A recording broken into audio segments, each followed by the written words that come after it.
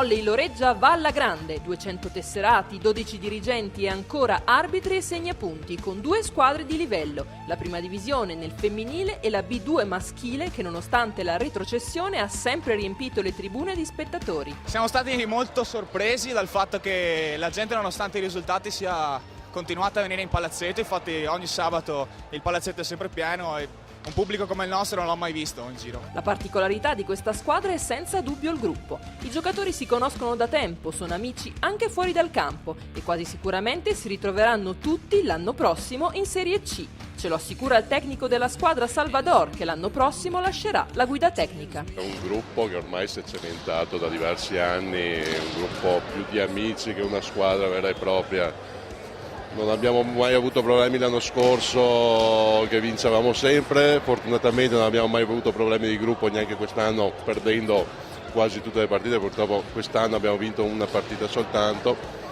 Appunto questo va a confermare il fatto che è un gruppo di amici vero e proprio. E se nel maschile si è disputato addirittura un campionato nazionale, nel femminile la squadra di punta milita in prima divisione e conquistato con ampio anticipo l'obiettivo della salvezza, le ragazze hanno raggiunto addirittura i play-off. I play-off servono anche per le nuove arrivate, per vedere un po' se vorrebbero rimanere a Loreggia. Insomma, stiamo provando e proveremo le nuove ragazze che arrivano ed è anche un modo per concludere questo anno sportivo. Anche in questo caso troviamo un gruppo molto unito, nonostante giochi assieme da poco. Sono 2 gruppi che provenivano da 2 società diverse e nonostante questo siamo riuscite a creare un buon gruppo, un gruppo unito, basato sull'amicizia, sulla coesione. E dietro la divisione un grosso movimento giovanile che fa giocare a pallavolo molte ragazze di Loreggia ed ottiene anche buoni risultati. Sta andando più che bene, i giovanili sia l'Under 16 che l'Under 18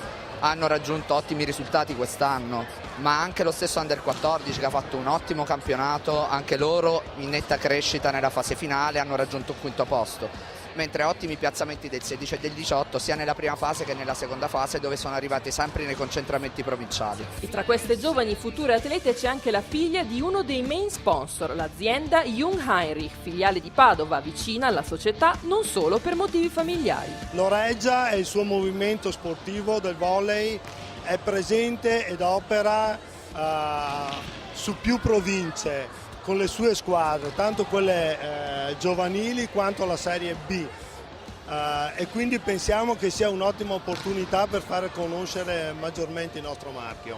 L'importanza dei giovani e la necessità di farli crescere nello sport attraverso valori positivi e formativi. È questo che consente al volley Loreggia di essere un punto di riferimento in paese. La società di pallavolo è il fiore all'occhiello di tutte le associazioni sportive del nostro comune.